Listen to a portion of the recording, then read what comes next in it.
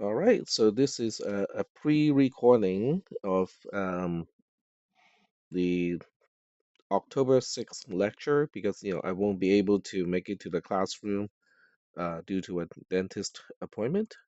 So we are getting back to how to search for an item, but this time, in an array that is already sorted.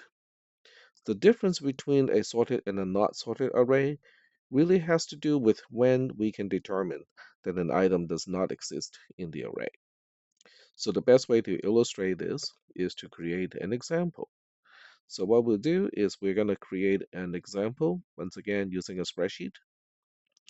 And I'll name this spreadsheet using today's date, which is 2025, October 5th. And I'm just looking at the time. Okay, got it. All right. So what we'll do is we're gonna take a look at a sorted array with the just the values. So this is not well, might as well. Okay. So I might as well just kind of indicate the items. So we are assuming that the name of the array is A, and let's just say it has 5 items. But this time we know the array is sorted in a non-decreasing order. So I will give it some kind of random values here. They are not particularly meaningful, okay, just as an example. All right, so now we have some values. So now the question is, when can I quit? When can I determine that we are never going to find the item that we are searching for? So let's just say that we are looking for a particular value that is 44. Okay, so this is the value that we are searching for. We go through the array one item at a time. We compare 44 to 26. 26 is not 44. But more importantly, 26 is less than 44, which means there's no guarantee that the next item cannot match 44 because the next item is guaranteed to be greater than or equal to 26. And that can still be equaling to 44.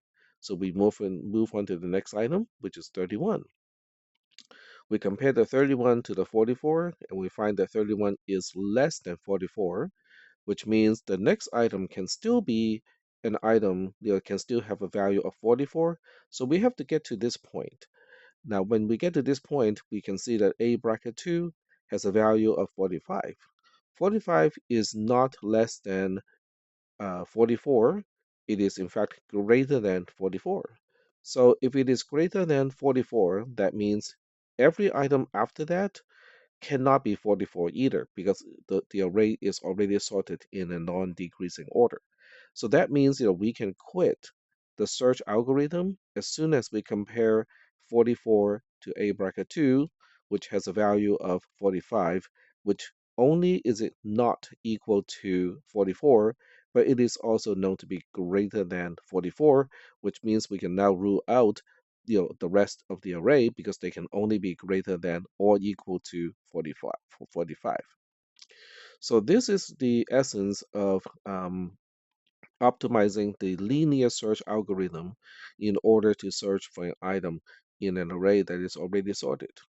So now when we go back to our algorithm, this is a very slight modification of the original algorithm. The original algorithm, which is up here, is I mean this one is presented with a sorted variable. Well, that's because we are determining whether the algorithm is sorted or not. But this time, this is the algorithm that we can use to determine whether an item is in the array or not, but it's not optimal. And this one is more optimal. The only difference is whether we are using the not equal to as a comparison operator versus the less than as a comparison operator. So what we'll do now is we're going to take a look at each algorithm and basically find out, how they work and, how each one is, how this particular one is not very smart. It will still, try to get to the end of the array before it quits. And then the other one is much smart. Well, I wouldn't say much smarter, but it is smarter. It will quit, earlier. So let's go ahead and take a look. And as usual, I am going to copy and paste this code into the spreadsheet here because that gives me the line numbers like automatically. Oh, I guess not. Huh. So let's see if this will do it. There. Yeah, it doesn't really quite preserve the spacing because that's okay. We can deal with the spacing here.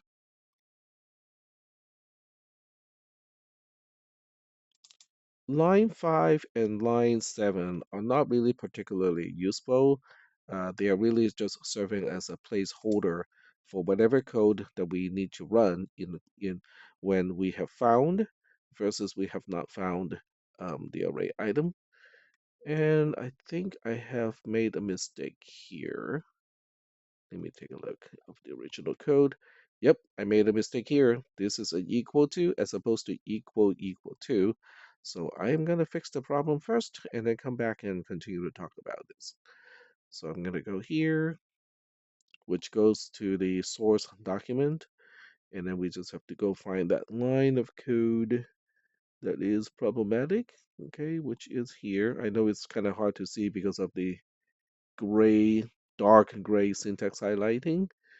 And then we commit the change. All right, so now we go back to the previous page. It's going to take I mean, not Discord, um, GitHub, maybe a minute or so before we can update the actual content of this document. So we're going to give it some time. But meanwhile, I can go ahead and fix it over here. It's just that when I read my own code, got to getting to this point, then I started to realize, oh, okay, there's a problem. So the problem is now fixed, at least in the source document. And then what we'll do is we are going to um, copy and paste this code, or take a snapshot of this code. Take a look. Right. And then we just need to select this block here. I'm doing this off where you can see, but I'm now dragging it back to, I think that corner should be fine. There we go. You're not seeing the entire thing, but that's okay because the two lines of comments on line 5 and line 7 are not critical to the tracing of this code. So now we open up another sheet to trace this code. So to trace this code, we have line number, we have I, we have V, which is the value that we are searching for. We have n, which is the number of elements in the array, and then we have to give it some actual array elements. Okay, so let's just say that we keep exactly the same example that we were illustrating earlier by hand. So we have 5 elements here, and then we have comments all the way to the end here. And just to be consistent, I'm going to copy all of these values to the other one. So we have 26, 31. So we have 26, oops, 26, 31, 45, 67. Okay, you can see that it's just me being lazy. Okay, 4, 5, 6, 7. Oops, 6, 7. And then the last one is 80. There we go. All right, there we go. N is 5 because N has to be initialized with the length of the array because we have 5 items in the array. So N is 5. And we need to search for a particular value. Let's just say that it is 44. And the rest should be almost done. This is our precondition. And now we just have to resize the columns a little bit, and we're good to go. All right, so I believe we're good to go. So on line 1, I has a value of 0 because that's how we initialize it. And then on line 2, we have to evaluate the condition. So the first one is I is less than n. In this case, I has a value of 0, n has a value of 5, 0 is less than 5 is true. But because the conjunction, just because one side is true does not guarantee the conjunction itself is also true, which means now we have to also evaluate the right-hand side. So now we evaluate the right-hand side, which is A bracket I does not equal to V. So in this case, A bracket I, oops, okay, A bracket I does not equal to V. Because I has a value of 0, so A bracket I is referring to A bracket 0, the value of A bracket 0 is 26. Effectively, we're comparing 26 to 44. 26 does not equal to 44, so this whole expression is true. Then we get to line 3. Whoops, that's not what I intended to do. There we go. So we get to line 3, where I is incremented from um, 0 to 1. Then we get back to line 2. So when we get back to line 2, I is 1, 1 is less than 5 is true. And then we also compare with A bracket, then we compare A bracket 1, which has a value of 31, to V, which has a value of 44. 31 does not equal to 44 is also true. So now we have true and true, which is true. So now we get back to line 3, we increment I again, it is now 2, and then we get back to line 2. So this time it is a little bit interesting because I is 2, 2 is less than 5 is true. So that part is not interesting. But the second part is interesting because A bracket I is now referring to A bracket 2, which has a value of 45. But the question is not whether 45 is less than 44, but it is about whether 45 does not equal to 44. So the answer is it is true. So this is where we are not making the most use out of the fact that the array is already sorted. So that means, we are not quitting in this case because now we still have to go to line 3 because the condition is still true. So even though by hand, if we do it by hand, we kind of know that we can get out already knowing that the array is sorted. But the code is only following whatever logic you specify, so it's not gonna quit the loop just yet. So in this case, I is 3, 3 is less than 5 is true. A bracket I is A bracket 3, which has a value of 67. 67 does not equal to V, which has a value of 44, is still true. So we have true and true again, which is true. Then we go back to line 3, and line 3 is going to increment I from 3 to 4. We get back to line 2. We ask the same question. I is now 4, but 4 is less than 5 is still true. A bracket 4 has a value of 80, and 80 does not equal to, does not equal to V, which is 44, is still true. So this is our last iteration through the loop because now I is incrementing from 4 to 5. So the next time when we get back to line 2, I is less than n itself is false. So because the left-hand side of a conjunction is false, the whole conjunction is guaranteed to be false. So we do not bother to evaluate A bracket I does not equal to V. This is the behavior of the short-circuited Boolean operator evaluation. And then at this point, we get to the next line, which is on line 4. So line 4 is also interesting in this case because it wants to evaluate whether I equals to n. And in this case, I does equal to n because I is 5, so it's n. So this is true. And that will get us to line 5. Line 5 has nothing to trace, so this entire row in the trace is going to be empty because it is just a line of comment. It doesn't really do anything. So in C++, anything that starts with 2 slashes all the way to the end of the same line will be considered as comments, which essentially means it is just a note to the programmer or the software engineer. It does not actually lead to any changes to the variables. Nothing actually happens on that line. So after that, we get to post, and our algorithm has concluded. So this is the quote unquote not so smart algorithm. So what we'll do is now we just make a duplicate of sheet 3. So we just duplicate and we'll name this one sheet 4. So what sheet 4 is going to do, actually, let's name this as sheet 5. There we go. And we're going to create sheet 4, which is a new sheet. Right there. Okay. So we're going to create sheet 4, which is the smarter algorithm. So let me close this tab, go back to the algorithm, refresh, and we can see how the single equal is now double equal. So I fixed that particular bug. And this one is already a double equal, which is cool. And what we'll do is we are doing the same thing. We copy and paste this code, copy. Oh, yes, that's fine.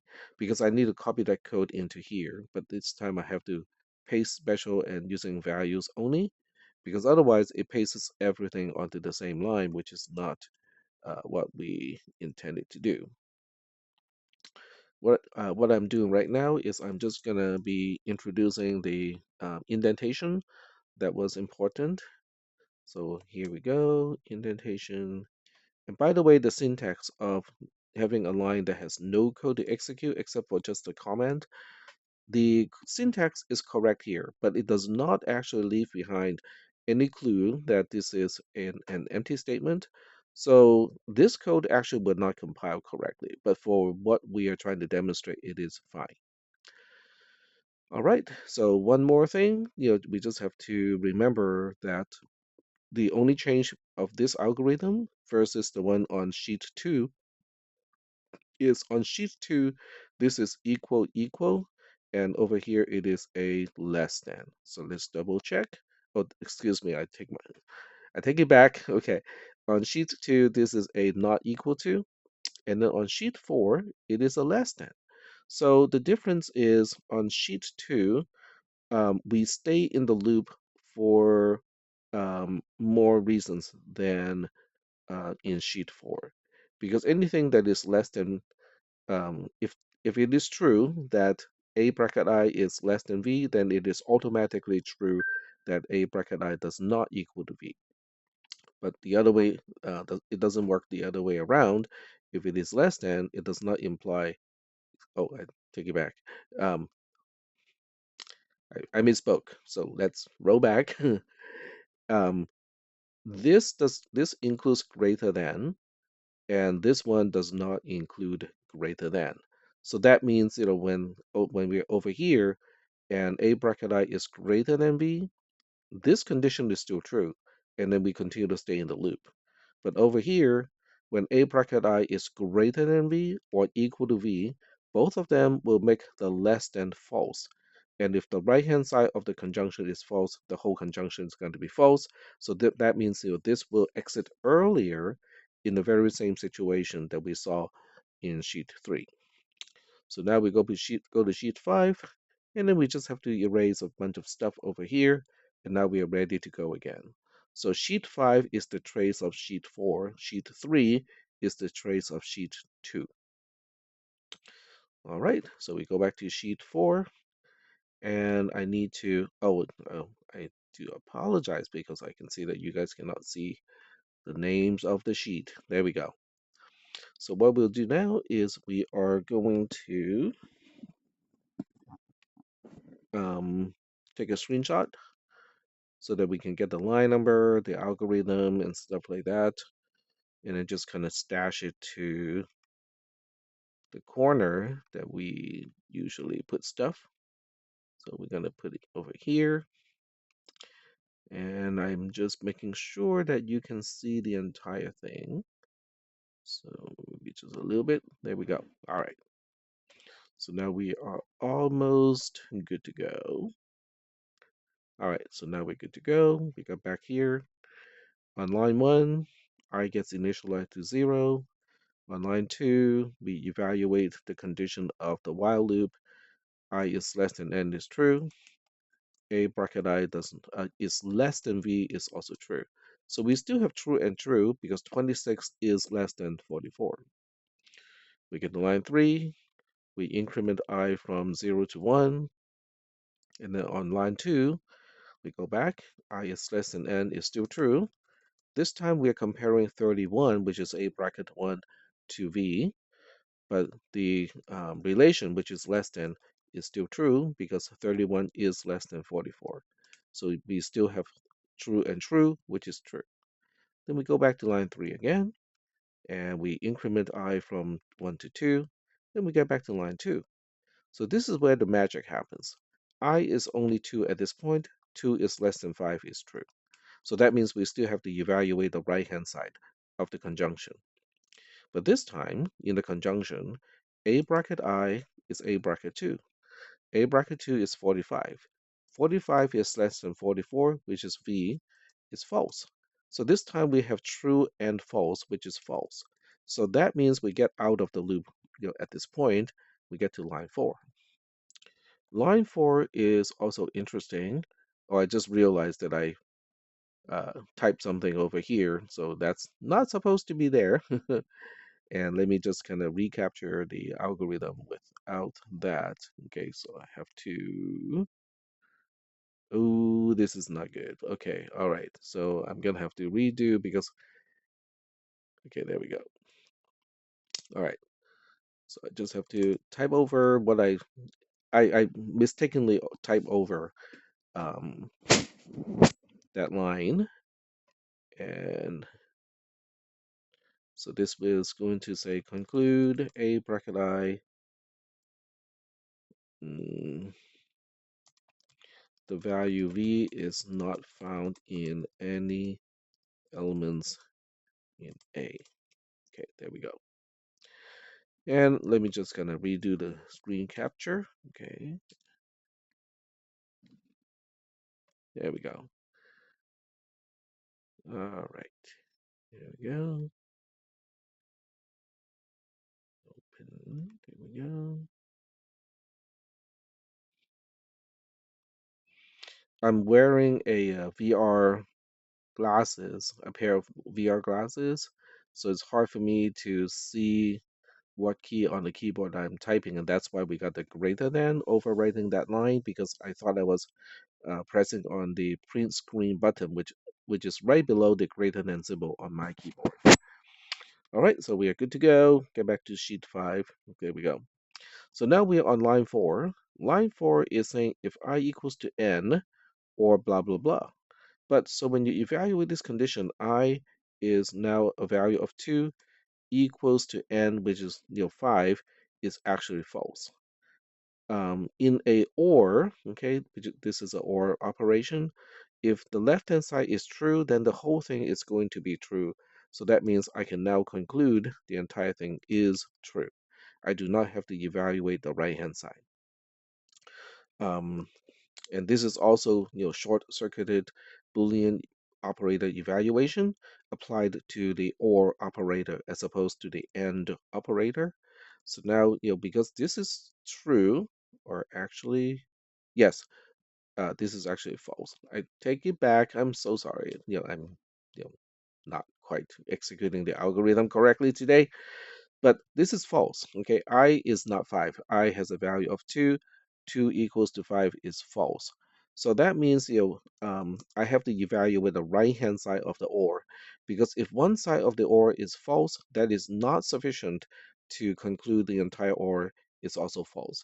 So if one side is known to be false, I have to evaluate the other side. So it's always going to evaluate from left to right. So now that the left hand side is false, I have to evaluate the right-hand side of the disjunction, which is the OR operation here. So this time, A bracket I is still referring to 2, or A bracket 2. A bracket 2 is 45. 45 does not equal to V is true. So that means this entire expression is true because the left-hand side is false, but the right-hand side is true. So according to the truth table of disjunction, this is true, which means now we get to line 5. Line 5 will do whatever it needs to do, but the most important part of line 5 is we can now conclude that the value of V is not found in element in A.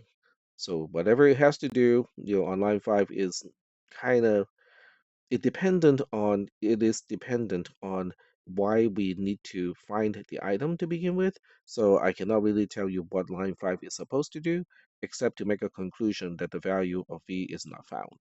So as a result, after the 5, we get to post, and that will be the end of the algorithm.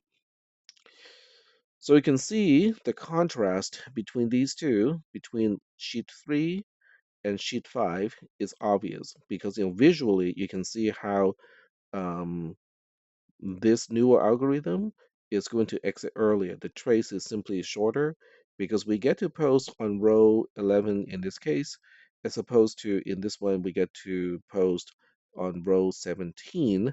So, the algorithm, the earlier algorithm that um, only use not equal to for the comparison in the loop is less efficient compared to the algorithm that uses the less than operator. All right, so that is the end of the linear search algorithms. So what we're moving on to now is called binary search. Binary search is really interesting in the sense that we can cut away one half of the possible cases every time we perform a compare. So it is best to illustrate it with a test array. But this time the array needs to be a little bit longer in order to truly demonstrate what I'm talking about. So I'm going to have 7 items, or yes, I'm going to have 7 items here. And I am so sorry. I cannot even count tonight. This is supposed to be A bracket 4. This is A bracket 5. And this is A bracket 6.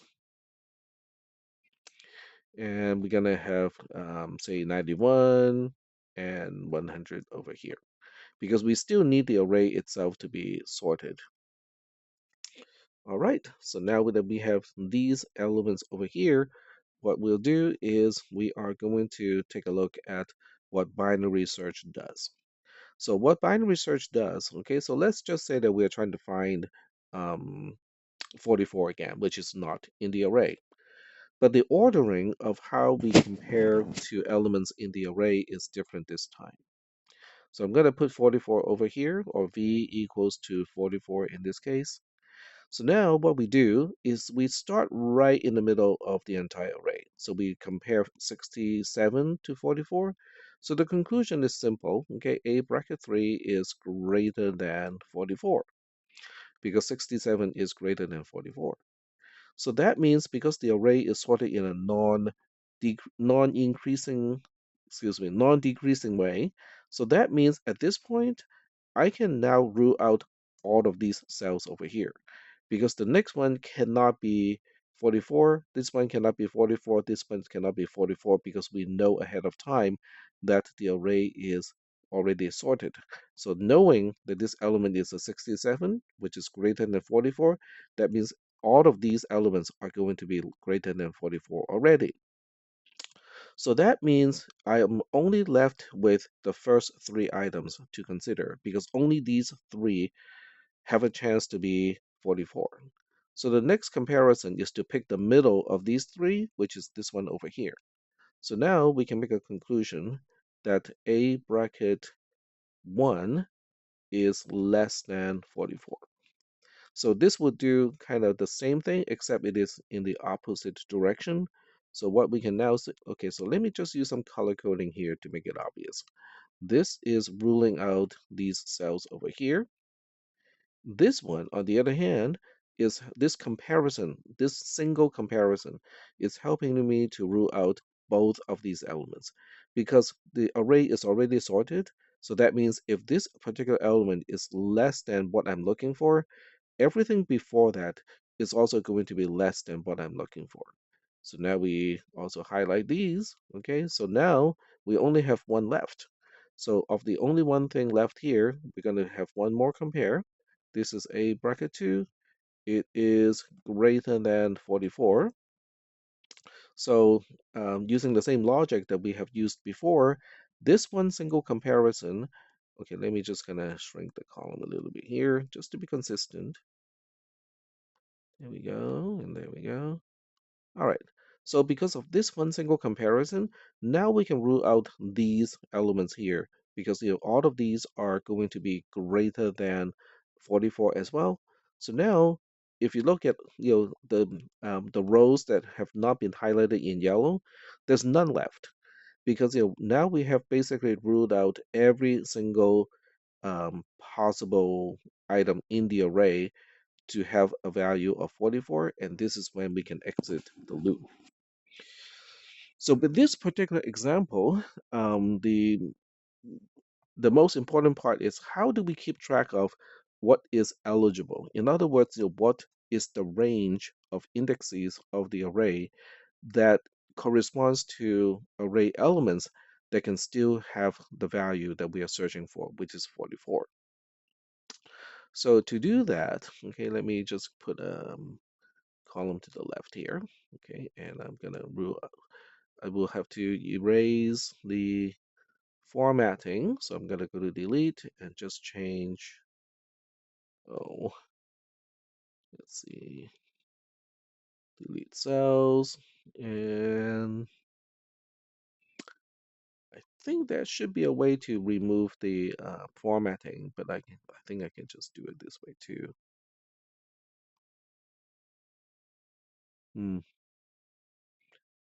Let me see if I can do that. Go to format and then say remove clear formatting. There we go. Okay, so that's good. All right. So the way we're going to do this is to use a begin and an end um, index. So initially, the beginning is over here, the end is over here. So this is where the beginning is, and this is where the end index is supposed to be. After the first comparison, the beginning and the end would change. So that means I did not plan this very well, but I think we'll still be fine. There we go. Remove clear formatting. There we go. So after this comparison, because now we are ruling out these four, the beginning is not going to change, but the end is going to change. The end is not going to change here to here because this one is also ruled out. 67, which is a bracket 3, is also ruled out. So that means the end index is going to be a 2 to indicate that only these three cells, or the array elements corresponding to these three rows, potentially still can contain the value of 44. And then after the second comparison, we rule out the first two items. So if I were to insert a new column here and also just clear the formatting like that, that means in this case both B and E will be here after the second comparison because the E is remaining the same because this particular comparison only rules out stuff that is before that. So that means the index or um, the way I adjust the range of which elements of the array can still contain the value is by moving the beginning to exactly the same place where the end is. So after this, then I cannot, move anymore. At this point, the algorithm will have to conclude that we have just ruled out everything.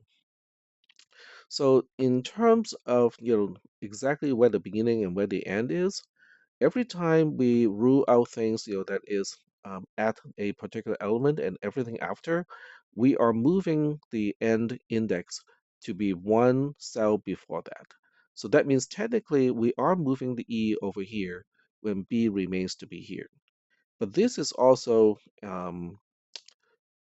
the condition that we're looking for to make a conclusion that the value of 44 is not found, because in this case you can see how the beginning is after the end, which should not happen.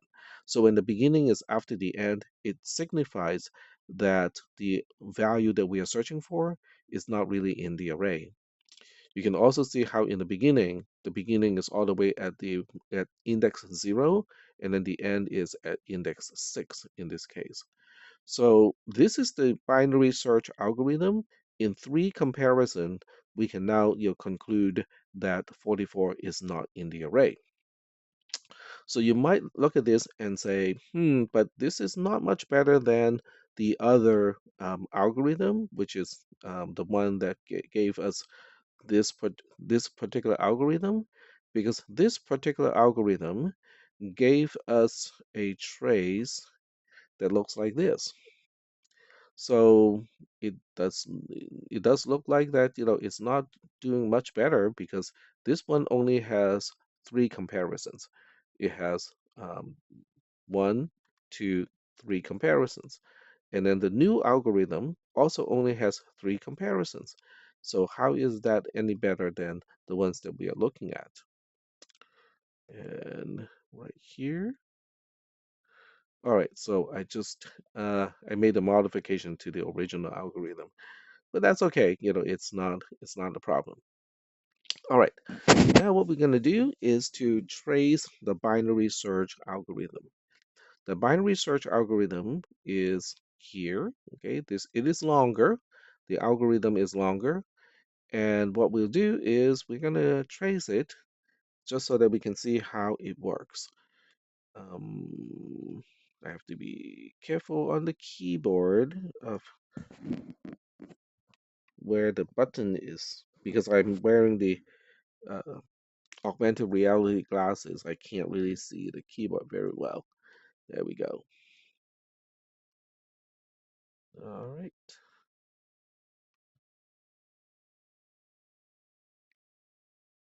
Hmm. Yep, that will work.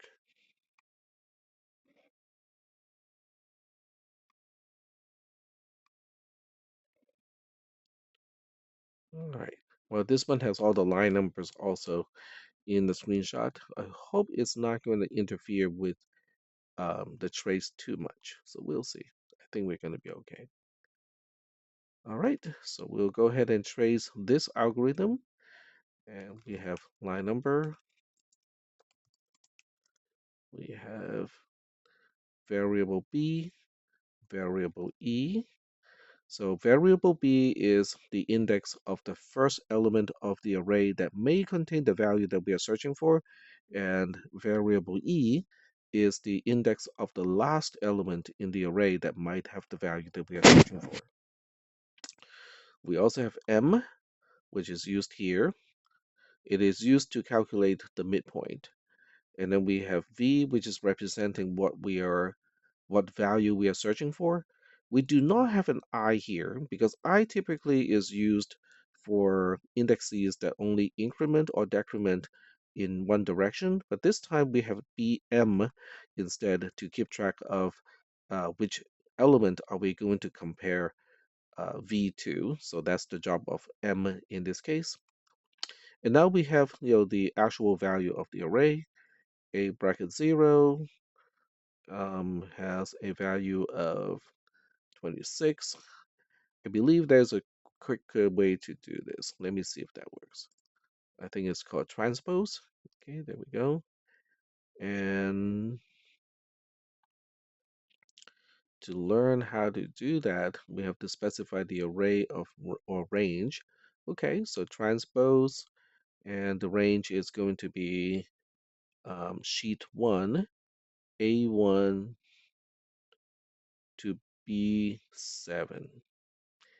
A1 to B7 of sheet 1.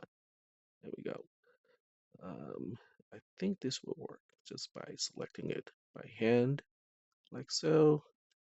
Close the paren, and voila! It actually does a pretty good job copy and pasting the value and transposing at the same time. And this is why using a spreadsheet is kind of cool because it can save us a lot of time. All right, so now we just have one more column for comments. Comments. There we go. And this is our precondition. B, E, they do not need to have values initialized. We do need an N. Okay, so I'm gonna put N over here, insert one to the right. This its n is not really a variable because it just stays constant at as the number of elements in the array. In this case, we have 7, and then everything else can be unknown. So we just put the unknown here. Oh, I forgot to put the question marks in the previous traces. So let's put a question mark over here and also a question mark over here. There we go. All right. So getting back to sheet number 6, now we can start. All right. So we are going to make this column a little bit narrower as well, like so. So starting on line 1. So on line 1, B gets a value of 0. On line 2, E gets n minus 1. And is 7. 7 minus 1 is a 6. On line 3, we don't do anything because it really is just a marker of the beginning of a do-while loop. This is one of the very few cases or few occasions where a do-while loop is needed instead of a while loop. So we are using a post-checking loop instead of a pre-checking loop here.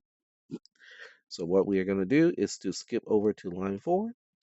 M is B plus E divided by 2. So that would be a 3. And then we get to line 5, which is the evaluation of a condition. The condition is A bracket M is less than V. All right, so we're looking at A bracket M. M is 3, so A bracket M is A bracket 3, which is 67. And we are asking whether 67 is less than, oh, I forgot. I forgot that V has to be a 44 because that's the value that we're searching for. Okay, so I do apologize that I forgot to give some variable v a value because the whole point of variable v is to tell us what value we are actually searching for. So in this case, we are looking at 67.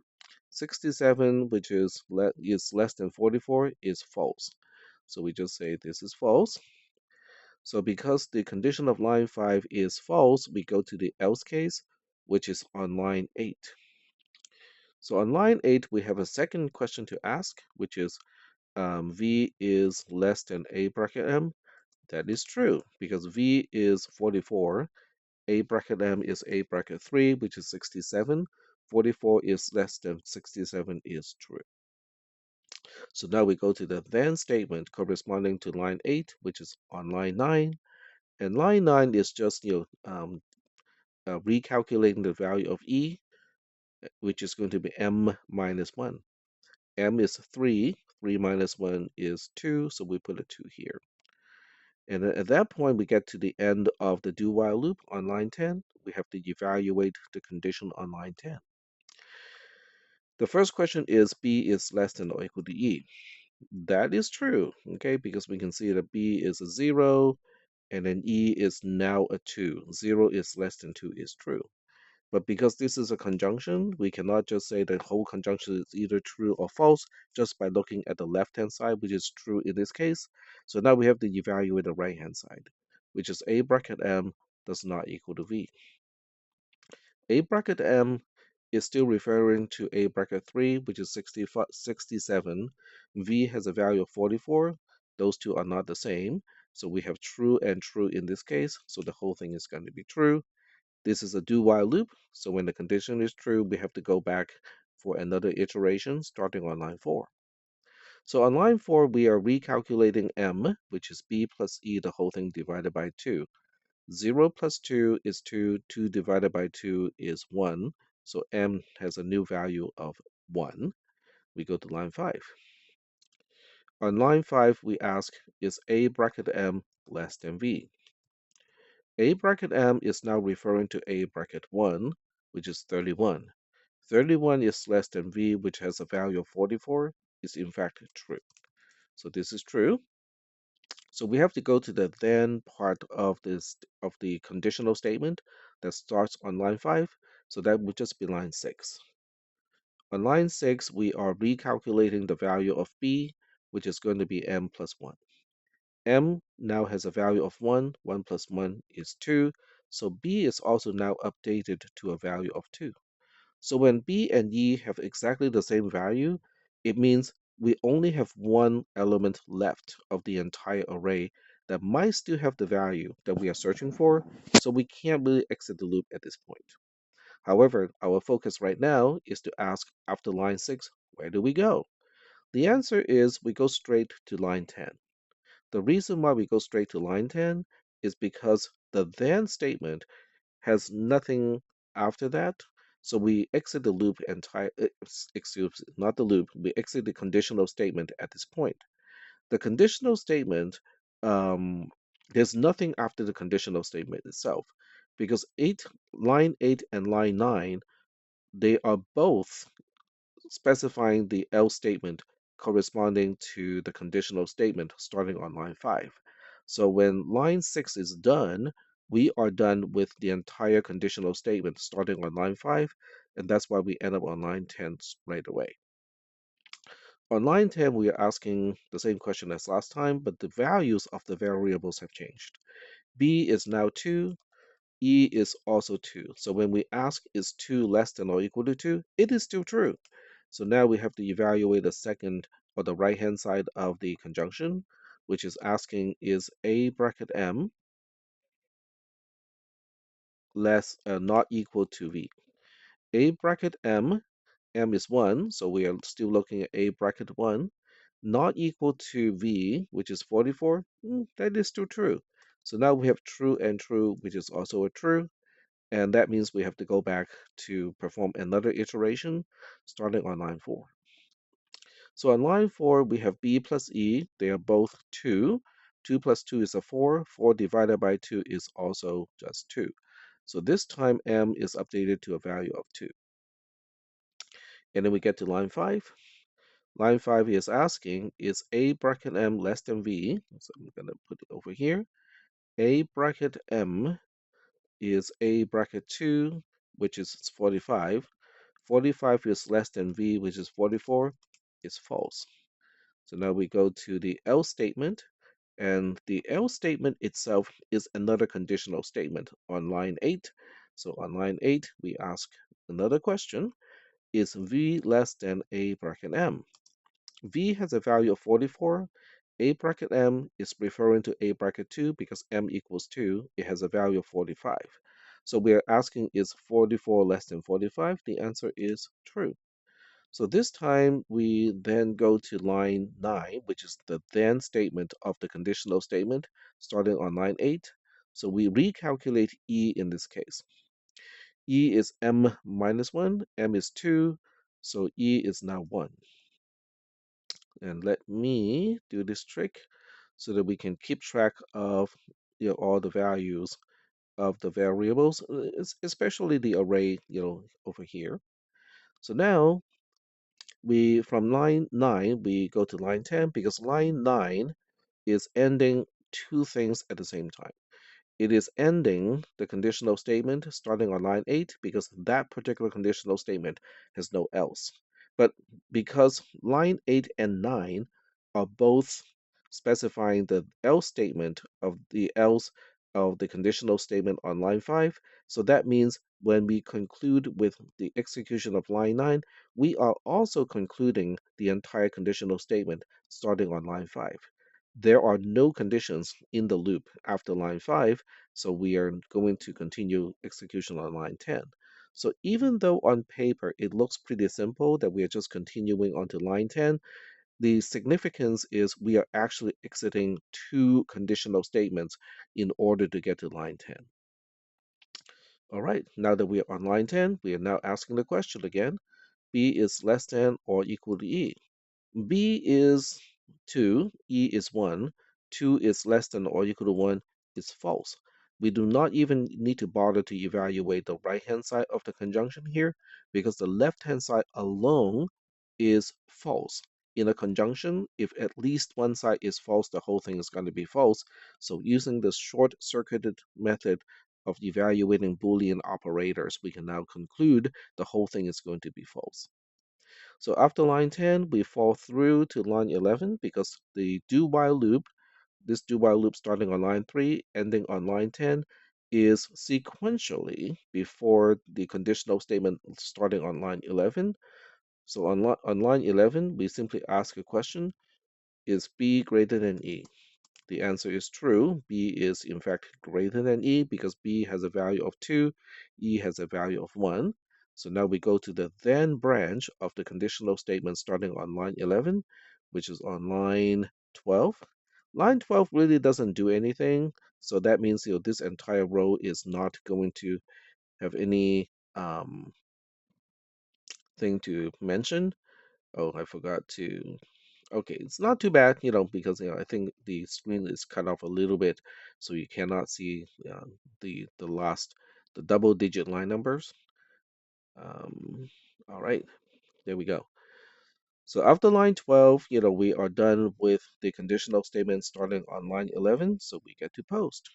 So that means, even though the algorithm does not record the fact that we did not find the value v inside the array, it does get to line 12, and whatever you put on line 12 is the corresponding action um, to when we cannot find the value of v. So in this case, where I do not quite specify exactly what needs to be done because that depends on the context of why we are searching for the value v to begin with. So that concludes the binary search algorithm or the trace of this particular specific case when the array looks like this and 44 is the value that we are searching for. So at this point, I think it is important that you spend some time, okay, in order to take a look at how the hand trace of the logic of binary search, which is what we did in sheet 1, is corresponding to the logic that is here in the algorithm itself, and how the trace of sheet 6 is reflecting um, the same process as what we did by hand over here, except it is documenting how variables are changed as we follow the algorithm here, and it is essentially a reel of film or frames in order to demonstrate how the algorithm executes over time. So that really is the most important part of this particular quote unquote lecture. I know it doesn't sound like or feel like a lecture because I'm really just talking without asking you guys about any questions, and I think that really is the point of a face-to-face lecture is I can pause and see if you guys have any questions, and if so, I can respond to those questions. And this is also why in a monologue like this, um, the lecture tends to be a lot more compact or more dense because I don't have an opportunity to ask questions to ask you guys to see if you have a question in order to kind of slow down the pace of the class. So that pretty much is the conclusion of the search algorithm. And this part here is really an explanation of the algorithm itself, which I have verbally explained, but it doesn't hurt if you just kind of read through the instructions. The last portion here has to do with the efficiency of the binary search algorithm.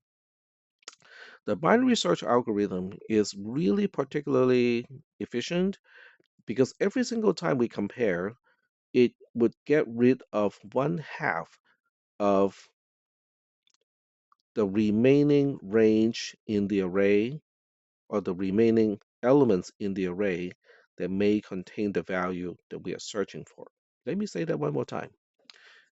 Every single comparison in in a binary search algorithm, or every iteration, I should say, because each iteration actually has two comparisons.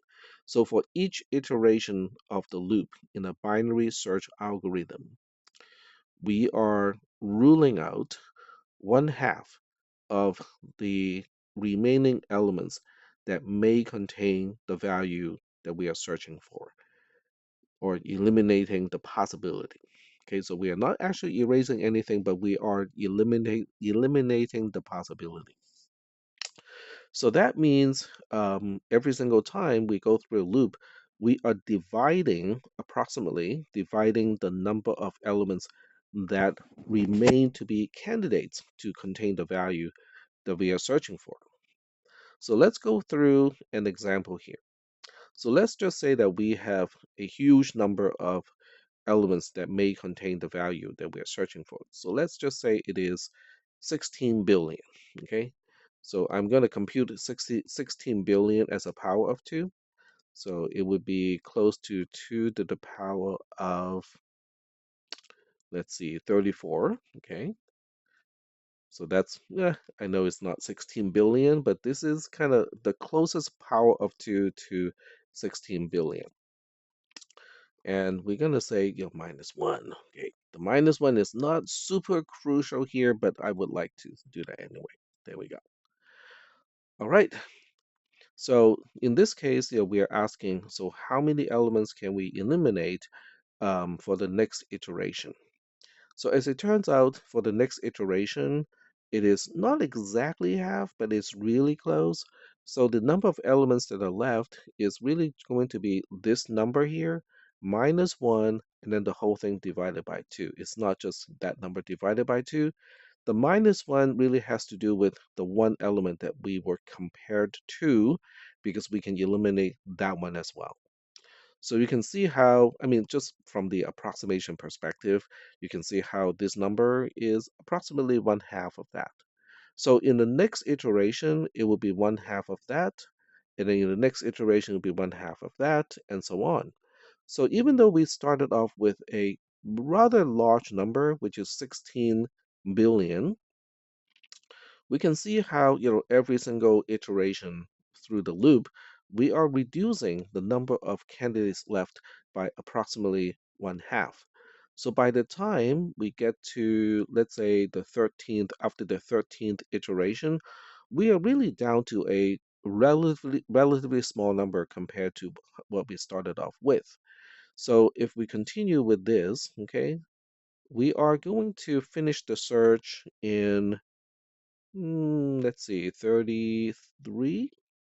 Nope, 34. So in 34, we are down to 1. In other words, in the 34th iteration of running the binary search algorithm, B and E would be the same if the value that we are searching for is not really in the array. So that means, to be fair, it will take us 35 iterations in order for the algorithm to conclude that nothing is left. So this 0 here is really counting the number of elements in the array that may still contain the value that we are searching for. So by the time we get to the 35th iteration, by the end of that iteration, we would make a conclusion that nope, there's nothing left in the array, and we come to the conclusion that the value that we are searching for is not in the array. But we started off with a huge number. It is 17 billion, and it only takes 35 comparisons to conclude that nothing in the array contains the value that we are searching for. I should actually correct myself. It is 34 iterations. By the time we get to the 34th iteration, we get down to 0. The reason why I said that is because this is the number of choices left at the end of the first iteration. So this would be the number of elements left at the end of the 34th iteration, not the 35th. Yes, I know it is important, whether it is 30, 34 or 35, but for the purposes of what the point that I'm trying to get across, it is not super crucial. But it is kind of important to notice that the number of times we have to compare is now the log of the total number that we started off with. So we're asking, what exactly are you talking about? What is the log? So we are really just looking at either the natural log or the log of 10. Either one is going to work.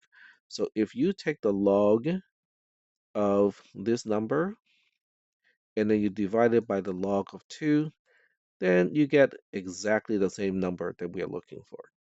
So that's kind of the magical way to find how many comparisons we need in order to rule out, a particular value of being in an array.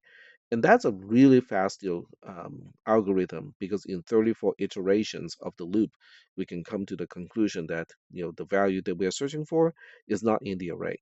Now, what if the value that we are searching for is actually in the array? Then it will take up to 33 iterations to find it, which is actually super impressive considering that we have 17 billion entries in the array to begin with. So that is pretty much, what the end of this entire module is talking about, is how we can do this calculation, which is what I just did using the spreadsheet. And that would be the number of iterations that we have to go through in order to either find the item or the element in the array that has the value that we are searching for, or come to the conclusion that that particular value does not exist in the array. So that's it.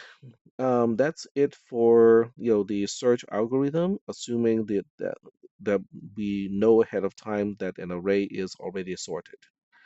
I think that is pretty much all I want to go through tonight. It has been an hour that has basically no interaction, and that really makes it a lot of content already.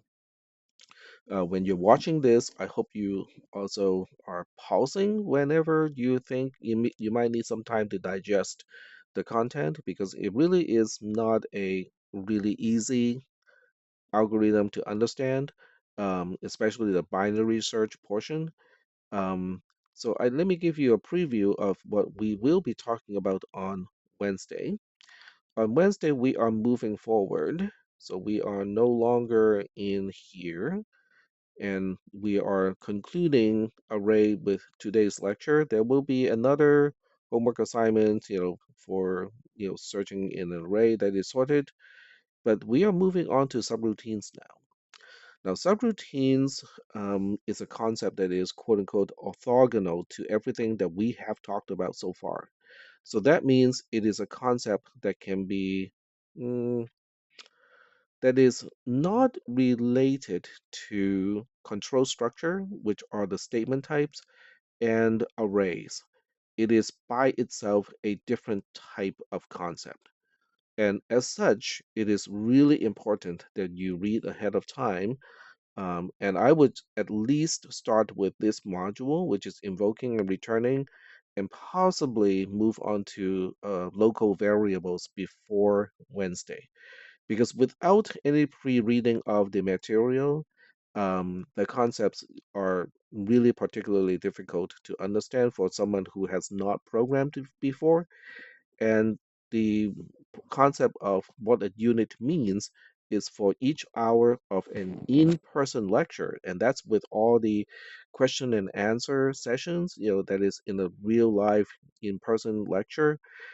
The idea is for each hour of that type of lecture, you are supposed to spend 2 additional hours to read the material ahead of time, to post-process the material after a class, to reread and review your own notes, and possibly to revise your notes when you have, those aha or eureka moments, and also to do your homework assignment.